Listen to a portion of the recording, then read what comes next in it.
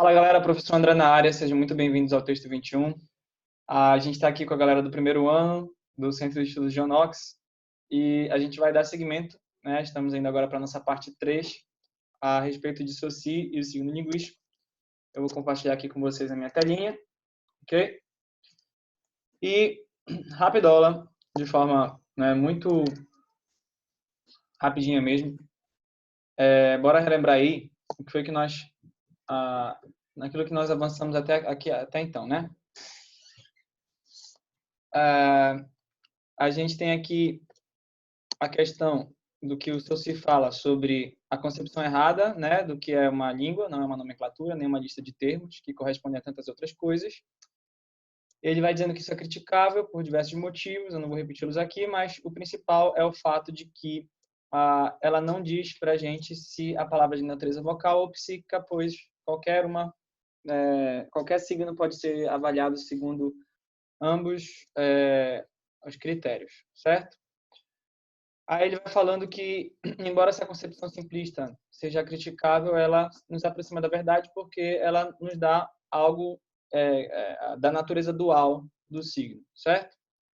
E aí a gente destacou essa frase, né, de que o signo linguístico une não uma coisa e uma palavra, mas um conceito e uma imagem acústica, certo? Expliquei para vocês o que é o conceito, certo? Expliquei para vocês o que é a imagem acústica. Lembrando que a imagem acústica ela não é o som em si, mas ela é a impressão psíquica desse som, ok? Então, eu fiz com vocês aquele testezinho de vocês prestarem atenção, né, de vocês escutarem aqui só na mente para a gente ter essa certeza, tá? Essa ideia bem formada. E aí nós vimos que ambos os conceitos são abstratos, porém acaba que o conceito geralmente é visto como ainda mais abstrato, porque a imagem acústica acaba se confundindo com o signo como um todo, né? E aí a gente viu esse quadro, esse esquema, no final da aula passada, e que rendeu aí a nossa aluna Cecília o primeiro Web 025, segundo... Não lembro agora quem foi que conhecia esse termo, acho que foi o Isaac, né?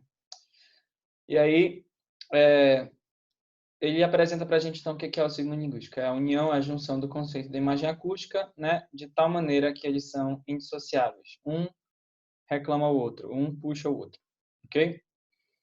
E aí falei para vocês, terminei a aula, né, falando isso, dizendo que não existe conceito, não existe signo linguístico sem conceito, só com a cadeia sonora, uma cadeia sonora sem nenhuma ideia, sem nenhum conceito num sistema linguístico, não é um signo linguístico. E, da mesma maneira, uma ideia é um conceito, mas que não tem uma cadeia sonora, uma imagem acústica, né, que o abarque, também não será um signo. Eu preciso dos dois unidos, juntos, para que eu possa ter o signo.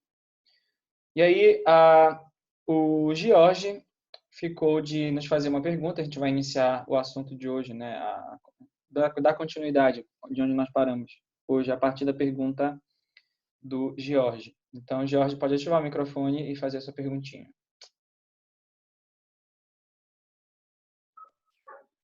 Bem, a minha pergunta era se é possível uma imagem acústica ter dois conceitos, ou vice-versa.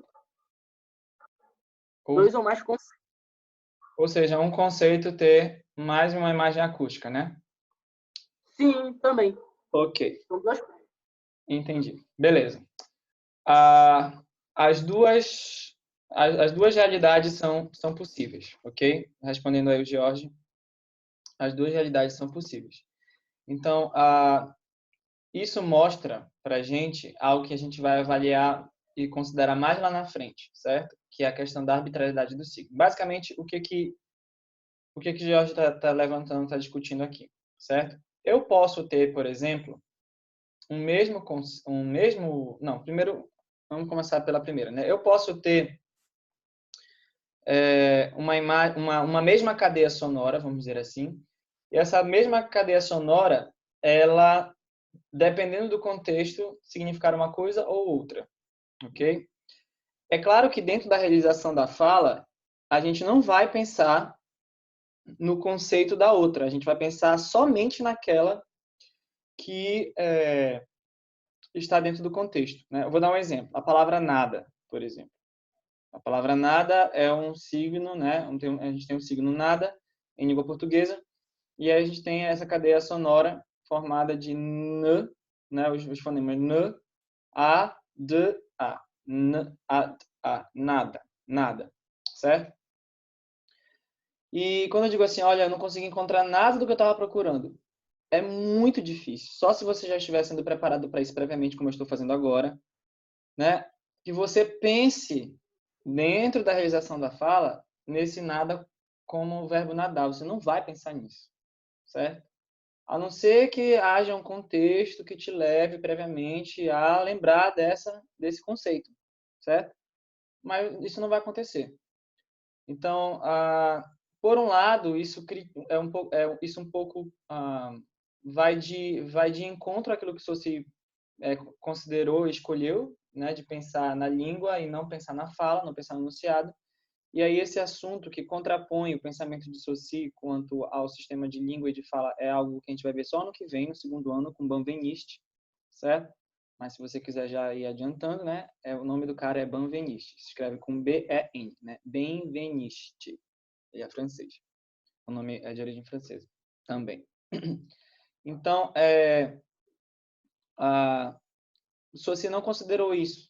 Mas por outro lado, isso prova um ponto que a gente vai ver daqui a pouco, daqui a pouco não, né? Talvez em uma outra aula, que é a questão da arbitrariedade do signo. Ou seja, isso mostra que não há uma relação intrínseca entre aquilo que eu digo e aquilo que eu quero significar com o que eu digo, certo? Então, o verbo nadar é nada, mas poderia ser outra coisa. Então, foi um acidente, vamos dizer assim, histórico, né, dentro das linhas do idioma, que fez com que a gente tivesse essa palavra com os dois, vamos dizer, essa mesma cadeia sonora com dois significados, com dois conceitos, né? Aí agora o contrário, uma mesma ideia representada por duas imagens acústicas, né? Sim, também é possível, certo? É aquilo que a gente vai chamar de sinônimos, né? Aquilo que a gente viu ainda há pouco, a gente chama de homônimo, né? Quando eu tenho duas palavras com o mesmo som, com a mesma escrita, tudo igual, e tem conceitos e tem significados diferentes. Quando eu tenho o mesmo conceito com várias imagens acústicas, a gente tem aquilo que a gente chama de sinônimo, né? Embora nem sempre o sinônimo vá representar com exatidão essa relação, né? Então, não é porque eu posso, não é porque uma palavra é sinônima de outra que eu posso trocá-las em qualquer situação ou contexto, tá? Então vamos dar seguimento aqui. O texto vai dizendo: esses dois elementos, ou seja, quais elementos? O conceito e a imagem acústica estão intimamente unidos e um reclama o outro. Foi o que eu mencionei ainda há pouco. Quer busquemos, ele vai explicar isso, né? Quer busquemos o sentido da palavra latina arbor, ou a palavra com que o latim designa o conceito árvore, está claro que somente as vinculações consagradas pela língua nos parecem conformes à realidade e abandonamos toda e qualquer outra que se possa imaginar. Então, vamos imaginar que eu queira buscar, vamos sair do latim e vamos para o português.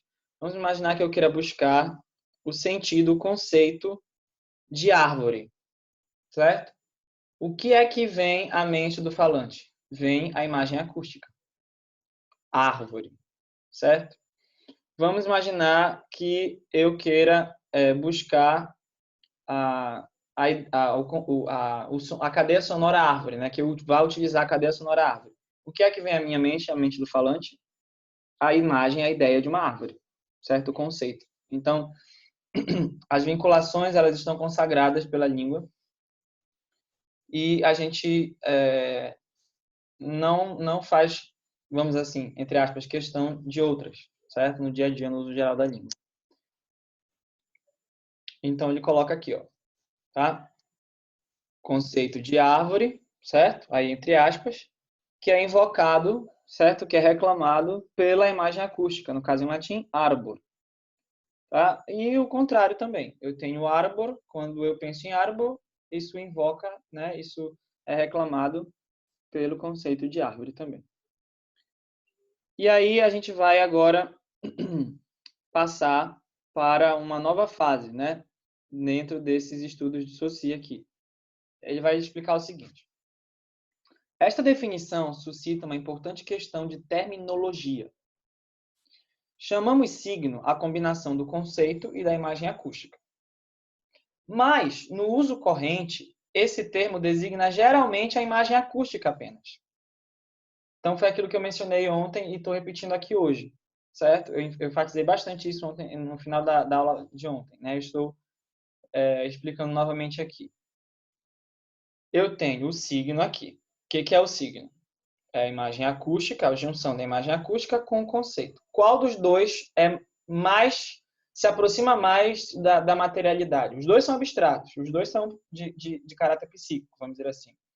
Mas qual dos dois elementos, certo? Consegue uma representação material, certo? Consegue fazer parte, vamos dizer assim, através da representação do mundo físico. É a imagem acústica. Então, o que ele está dizendo? Que no uso corrente a gente acaba falando, quando a gente pensa em signo, a gente acaba se referindo à imagem acústica apenas, certo? Tá? Essa parte que eu acabei de mencionar, né, de que a imagem acústica e o signo, os dois termos acabam se confundindo. Ficou claro para vocês? Eu posso seguir?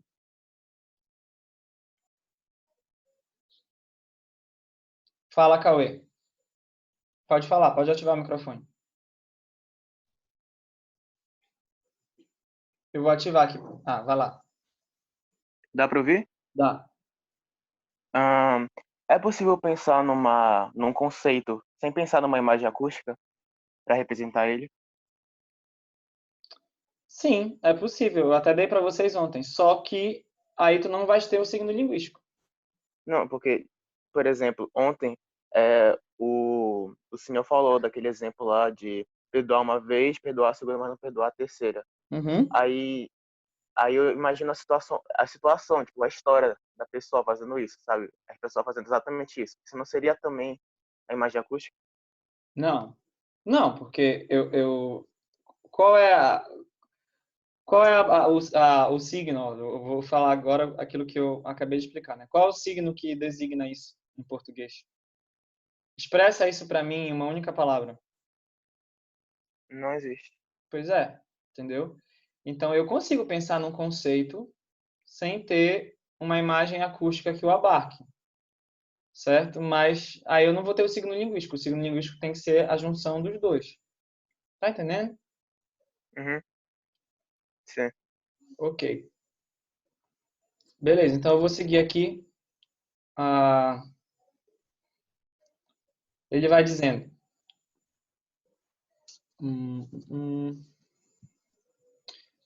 Esquece-se que se chamamos a árvore signo, é somente porque exprime o conceito árvore, de tal maneira que a ideia da parte sensorial implica do total. Então, o que ele está dizendo? A gente não pode confundir, a gente não pode chamar o signo, a gente não pode olhar para a imagem acústica e dizer a imagem acústica é o signo.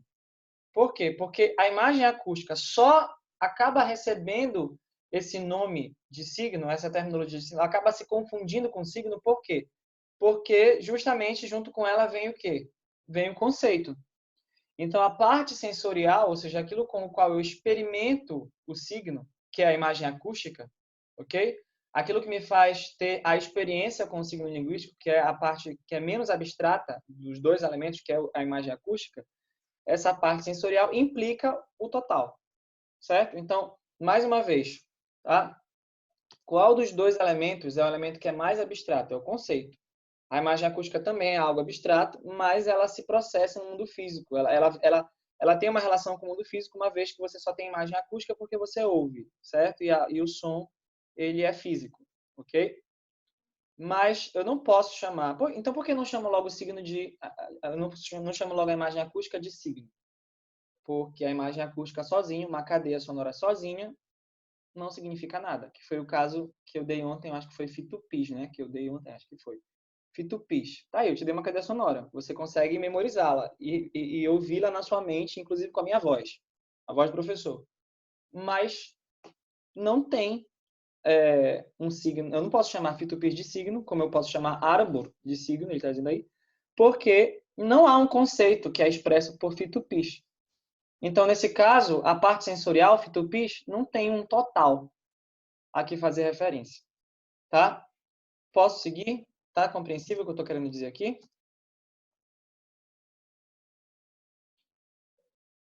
Posso continuar? Posso?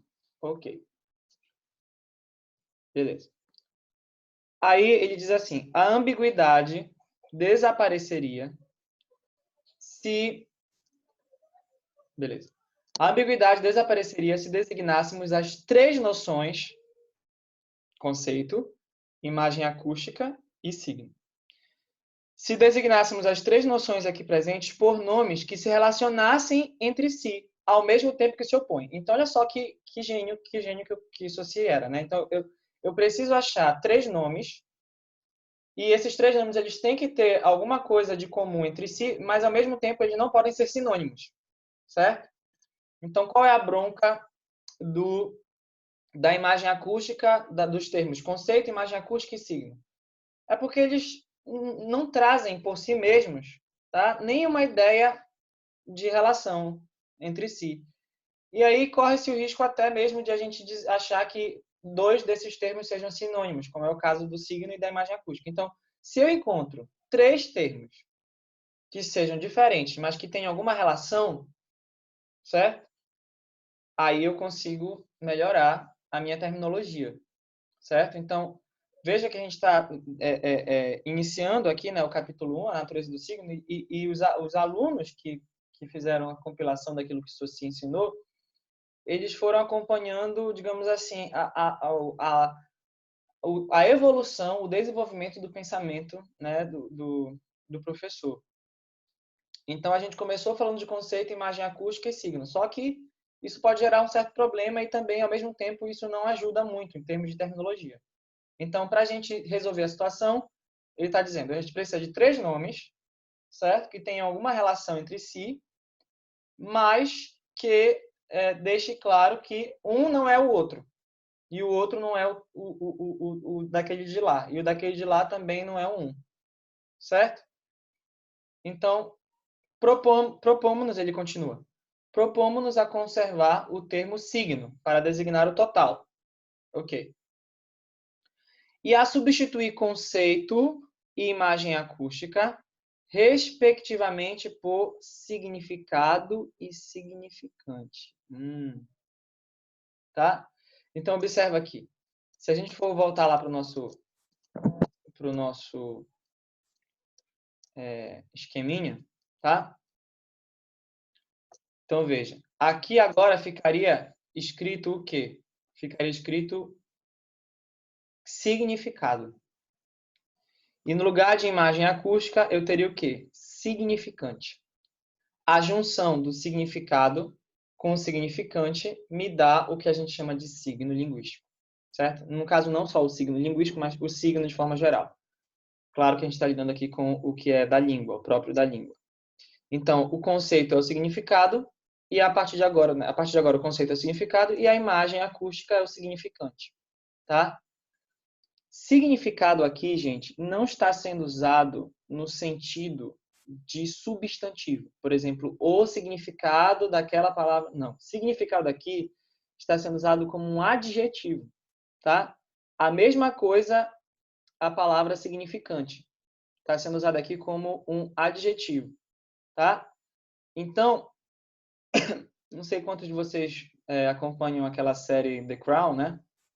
Mas tem um episódio em que eles falam de dois termos que tem um paralelo muito semelhante a esse, que é o dignificado e o dignificante, né?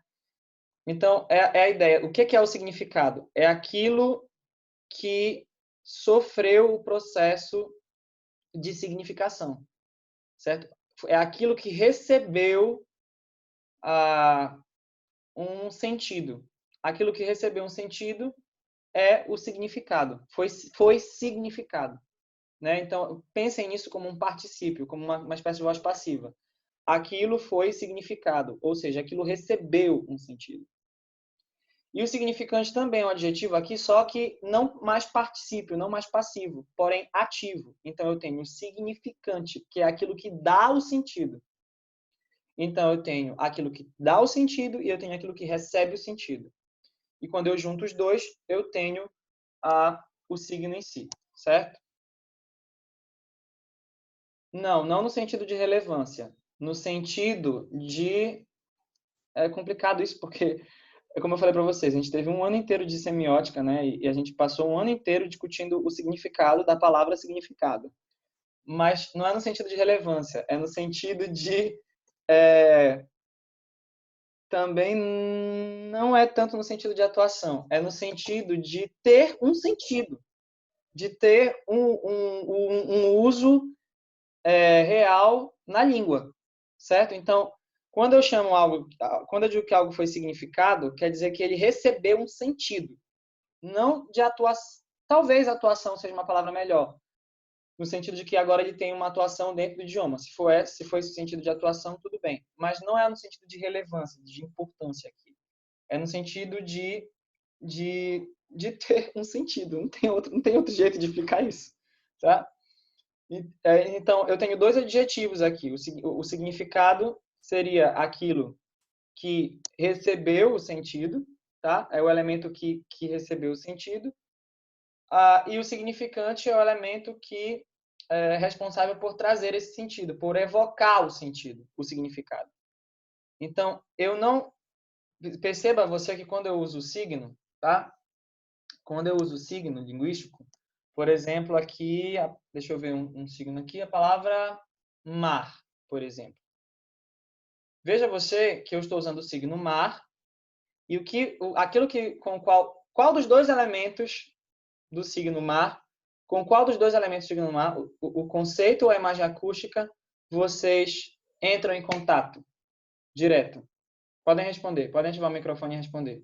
Eu digo a palavra mar para vocês, o signo mar.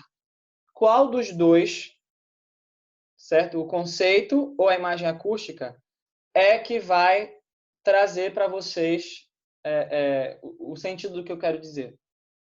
Com qual dos dois vocês entram em contato direto?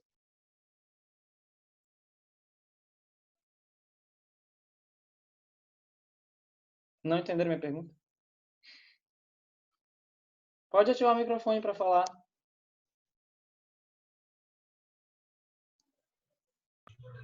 Imagem.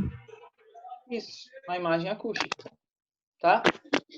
Então, observa que quando eu digo mar, o signo é a junção dos dois. Mas qual dos dois é que chega aos ouvidos de vocês, né? E trabalha ali de forma...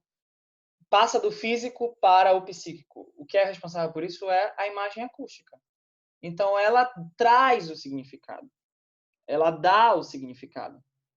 Então, por isso ela recebe o nome de significante. Aquilo que significa, aquilo que dá o significado. Ok? E o conceito é o que recebeu esse significado. Por isso ele é o que recebeu esse sentido. Por isso o nome dele é significado. Tá? Alguma dúvida aí? Posso seguir? Só confirme para mim se eu posso seguir adiante. Posso? Ok. Bom, vencendo isso, aqui a gente está na página... Nós estamos na página 81 do material, né?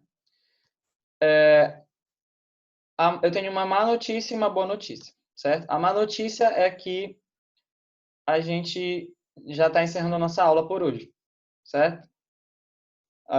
Isso para mim é uma má notícia, tá? Porque eu gosto de ficar com vocês. A boa notícia é que isso daí é a parte mais difícil. A gente já venceu a parte mais difícil, certo? Ou seja, aquilo que eu gostaria de comentar, né, de desenvolver com vocês, envolvendo o signo linguístico, a parte mais difícil já foi, a gente já venceu. Né? O que vai vir em seguida, a partir da semana que vem, é algo mais simples. Mas só para a gente terminar, então, tá? Ele vai dizer então.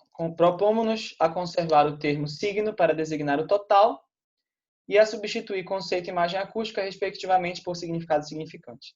Estes dois termos têm a vantagem de assinalar a oposição que os separa. Tá? Querem? Bora dar um mute aí no microfone, por favor. Tá? Esses dois termos têm a vantagem de assinalar a oposição que os separa. Tá? Que é entre si, ou seja, o significado não é o significante. Eles são oponíveis. Tá? E que é do total, do qual eles fazem parte, que é o signo. Tá? E aí ele termina dizendo: quanto ao signo, se nos contentamos com ele, é porque não sabemos por que substituí-lo, visto não nos sugerir a língua usual nenhum outro. Certo? E realmente não precisa. Então, se você prestar atenção, os termos signo, significado e significante, ou melhor, signo, significado e significante, eles têm o mesmo radical, certo? Então, eles têm uma relação semântica entre si e, ao mesmo tempo, eles deixam claro que não são a mesma coisa, certo? Através das suas terminações, né? Especialmente os dois que têm aí as desinências ado, né? E ante, tá? E aí ele conclui essa primeira parte dizendo: o signo linguístico, assim definido, exibe duas características primordiais, tá? E nós vamos estudar essas duas características. Ao enunciá-las, ele diz: vamos propor os princípios mesmos de todo o estudo desta ordem, tá? Então, quais são os dois princípios, as duas características primordiais do signo linguístico? Especificamente o linguístico. O que eu vou falar mais lá para frente não serve para os outros tipos de signo, certo? O primeiro é a arbitrariedade do signo, certo? Vai levar um tempinho para vocês entenderem e a gente desenvolver isso daqui, tá? E o segundo princípio, que é bem simples, né, bem fácil de ser entendido, é a linearidade do signo, certo? O signo ele é de caráter linear no que diz respeito ao seu significante, aquilo que a gente consegue depreender de forma material. E aí, é claro, vocês vão se adiantar, como eu não vou falar sobre a capítulo 2, a imutabilidade e mutabilidade do signo. Vocês, se quiserem, né, ir adiante com esse assunto, se for algo interessante para você, eu quero dizer para vocês que se você for fazer letras, não sei se tem alguém que vai fazer letras, você vai lidar com esse material, né? Se você tiver um bom professor, como na faculdade, como eu tive, bons professores, que não só ficaram com para entender Sorci, mas foram pro Sorci, né? E aí, a gente vai parar no capítulo 1 mesmo, é só isso que eu vou cobrar de vocês, porque aquilo que eu já mencionei, você já consegue ir adiante sozinho, se for do seu interesse, se for a área de estudo que você quiser se aprofundar, tá? Então, eu vou pedir que vocês leiam, certo? Que vocês se preparem, que vocês não deixem de estudar esse material, que vocês continuem fazendo as observações de vocês e também, se for o caso, anotando as dúvidas de vocês. Cecília, pode ativar o microfone e falar a sua dúvida aí, por favor. Por exemplo, quando tem uma palavra que é mais abstrata, tipo a felicidade, o que vem, que vem primeiro, assim, que é menos... a palavra não é implícito, que o senhor usou antes, que no caso era a imagem acústica, mas nesse caso não seria a imagem acústica, seria o conceito, né? Não, também é a imagem acústica, também é o significante. Sempre é o significante. Por quê? Porque quando você... Mas o que poderia... Pode falar. O que poderia ser a imagem acústica de felicidade, que é relativa, assim, para cada pessoa? Tá, deixa eu ver. Eu estou percebendo que talvez não tenha ficado claro exatamente o que é imagem acústica. Imagem acústica, gente, não é uma imagem pictográfica. Por exemplo, eu falo cachorro, aí você fecha os olhos e imagina um cachorro na sua frente. Isso não é a imagem acústica, tá? Isso que aparece na sua mente, a figura de um cachorro, é o conceito, é o significado, tá? O significante seria a palavra cachorro, o som que o signo cachorro faz na sua mente. Lembra que a gente fez esse experimento na primeira aula, quando eu digo, por exemplo, pato, tá? Pato. Aí o que acontece? Vai na sua mente a imagem de um patinho, certo? Sei lá, um bichinho branco, uma ave com pena e tal.